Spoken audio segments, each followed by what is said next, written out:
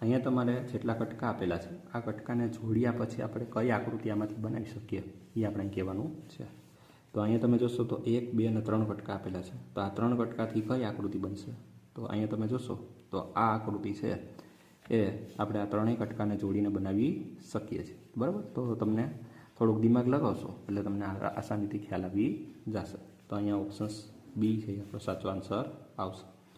પછી આ 3 કટકાને જોડી અને આપણે કઈ આકૃતિ બનાવી શકશું? તો કે ઓપ્શન્સ બી વાળી આકૃતિ આપણે બનાવી શકશું. નેક્સ્ટ, આ 3 કટકાને જોડીને આપણે કઈ આકૃતિ બનાવી શકશું? તો સીધું જ આપણને ખ્યાલ આવી જાય કે ઓપ્શન્સ એ આવશે. બરાબર, આ 3 કટકાને આ રીતે આપણે જોડી દીધા છે. નેક્સ્ટ, આ 4 કટકાને જોડીને આપણે કઈ આકૃતિ બનાવી શકશું? તો કે ઓપ્શન સી વાળી આપણે આકૃતિ બનાવી શકશું. સિમ્પલ છે. બરાબર, તો થોડુંક એવું દિમાગ લગાવશો એટલે આપણને એનાથી ખ્યાલ આવી જશે.